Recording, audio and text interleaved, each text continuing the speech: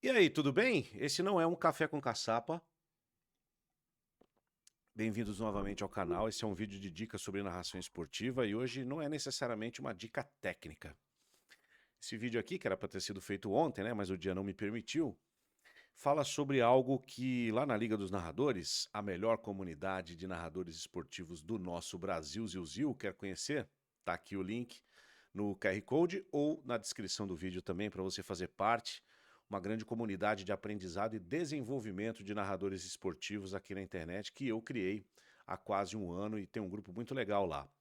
E um dos nossos integrantes tem passado por um problema que eu já passei, e certamente você que é uma pessoa pública já deve ter passado, que são as críticas da internet, né? Os haters, né? Como o pessoal costuma dizer. E o hate do narrador esportivo, ele é um hate diferente, né? Porque, desculpe o barulho, nós narradores, nós trabalhamos com paixão. É, existe basicamente três tipos de crítica que são feitas a nós, assim, pelo menos pela minha experiência, né? E eu me lembro muito bem, isso sempre aconteceu, tá? Eu tenho o privilégio de ser o narrador de um dos primeiros momentos das transmissões via internet no Brasil, no começo do século, nesse século agora, né? 2006, 2007, ali, comecinho, no Terra.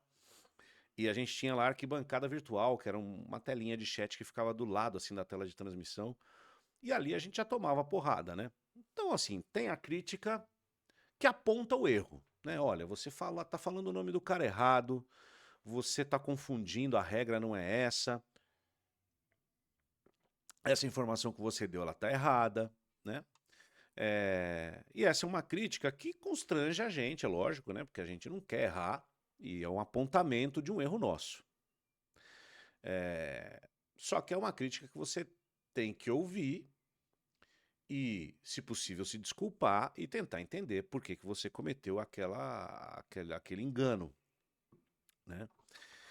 Tem a crítica do torcedor, que às vezes nem sabe direito quem você é, pegou um corte de uma narração sua, isso acontece muito comigo no TikTok, principalmente. É, e fala assim, pô, mas que diabo é esse caçapa aí? Não tem nada a ver. O que esse cara tá inventando? O cara não conhece a história, não é aqui de São Paulo muitas vezes, não tá acostumado com a minha transmissão, não sabe que aquilo é um bordão, que tem um porquê, babá, né? Então é uma crítica de alguém que tá lá só para criticar, né? E tem a ofensa. E aí tem vários níveis de ofensa. Tem o cara que acha que você tá torcendo contra o time dele, e aí o cara te ofende porque acha que você torce pro time X e tá sendo parcial. O que eu tenho certeza que na maioria das vezes não acontece com a maioria de nós, a não ser que a gente esteja narrando para um veículo dedicado a um time especificamente, né? O que hoje é bastante comum.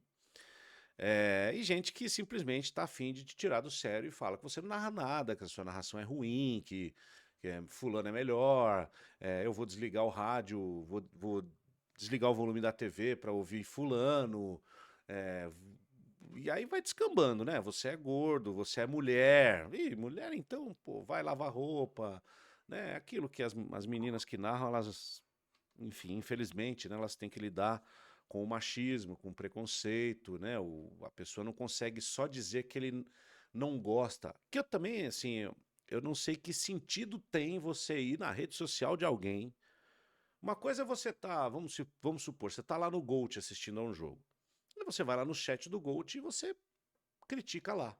Você tá mandando uma mensagem para plataforma que você está ouvindo, né? Que está te prestando um serviço, vamos dizer assim. Outra coisa é você ir lá na rede social da pessoa e falar: escuta, eu detesto a sua narração, acho você ruim, fraco, sem vocabulário, pá, te desancar lá, assim. Se você não gosta, bicho, é só não assistir, né? Mas as pessoas querem falar, querem mostrar que a opinião delas tem importância. E essa é a crítica mais perigosa que tem, porque essa pega a gente num lugar pessoal, né? Eu já fui muito o cara que respondia esse tipo de crítica. Eu me achava muito ofendido, né? Principalmente, às vezes as pessoas, às vezes, elas ofendem a nossa honra, né? Tipo, chamam a gente de desonesto, de mau caráter e tal. Tem essas coisas. E aí eu respondia. E respondia virulentamente, assim, às vezes na mesma moeda. Né? Eu já tive episódio, vou contar pra vocês. Eu já tive episódio de ter um cara que começou a fazer críticas pra mim no Twitter. Eu tentando lidar com esse cara da melhor maneira possível, esse cara extremamente desagradável comigo. Este cara teve a pachorra de mandar um e-mail para a empresa que eu trabalhava, pedindo a minha cabeça, porque eu tava chamando ele de mano. Enfim, né? Aí eu precisei lidar de uma outra forma, né, com essa pessoa e ela sumiu, né? É, mas a ideia desse vídeo é mostrar para vocês o seguinte, né? Essas pessoas, por mais que elas sejam duras nas palavras, elas querem exatamente a nossa atenção. Porque é o tipo de pessoa que vai dizer para um amigo que, sabe aquele cara da televisão, do rádio e tal? Eu fui lá e falei um monte pra ele, porque eu sou muito foda. Entendeu? E aí a pessoa que não tem mais nada na vida, de repente, pra se orgulhar, ela se orgulha disso, né? E se a gente responde, se a gente se afeta com aquilo, a gente vai dar a esta pessoa o alimento que ela precisa para continuar fazendo com você e com outras pessoas, com outros profissionais. Então esse é o primeiro argumento para você não se afetar primeiro e depois não responder, tá? Tem um cara, torcedor do Goiás, que ele tá sempre no X, no Twitter, quando a gente tá transmitindo jogos da Série B, lá na Rede TV. E, cara, a gente pode não ter falado nada sobre o Goiás. E ele vai lá e escreve: por que que vocês odeiam tanto o Goiás? Cara, eu não odeio o Goiás, eu vou mostrar um negócio pra vocês.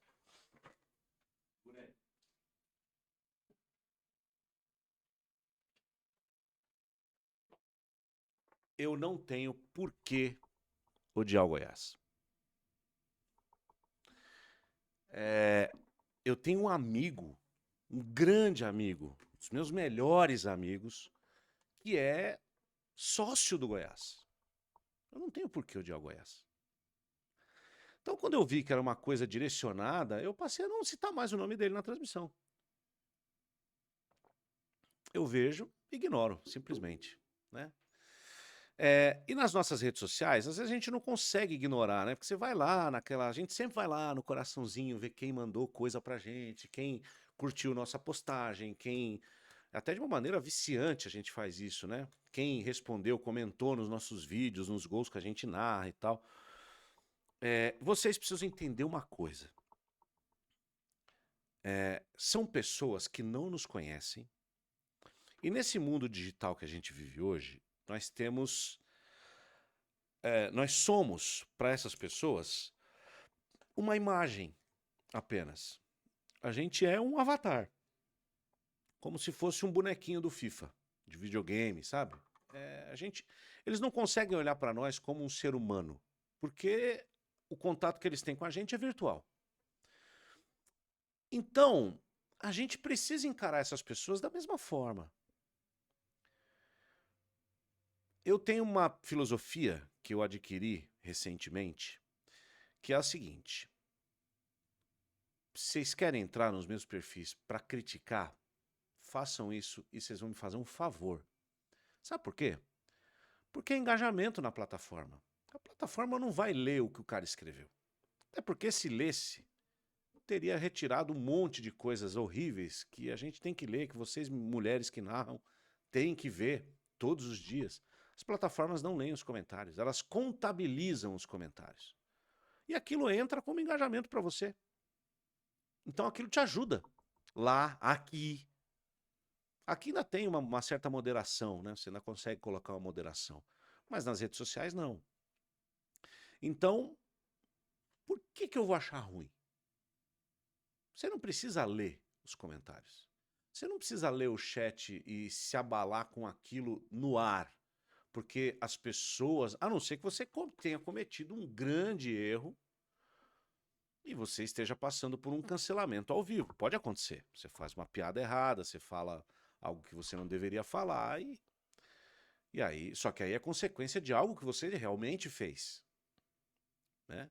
Se você não fez nada, se aquelas pessoas que estão coordenando a sua transmissão ou que contratam o seu trabalho não te fizeram nenhuma crítica, cara, não é o feedback dessas pessoas que vão dizer pra você se você é um bom profissional ou não.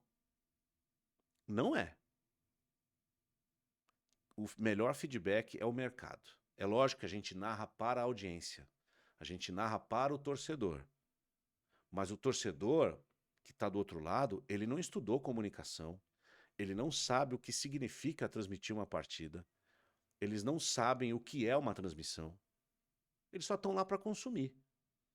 Então o feedback deles, sim. A internet, cara, é um pedaço da realidade. Não é a realidade. Quantas pessoas estão no Twitter? Quantas pessoas estão no Instagram e que são dedicadas ao universo futebolístico? Blá, blá. Se você for realmente colocar no funil, o número de pessoas que te assistem, te acompanham, ela é muito maior fora daquele universo que vai lá comentar do que a turma que vai lá comentar. Então, por que você vai dar importância a isso? Por que você vai se ofender a isso? Com isso, né? Melhor dizendo. Pense bem. Dê uma tratada no próprio ego, porque machuca o nosso ego esse tipo de comportamento e nós somos. Narradores esportivos têm um ego muito grande, todos nós. Isso é inerente à nossa profissão. Então vamos cuidar disso, para que isso não detone a nossa cabeça.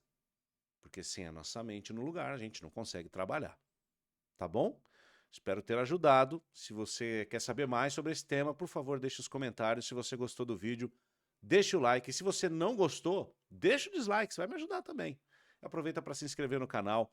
Vamos juntos continuar falando de narração esportiva aqui no YouTube. Valeu!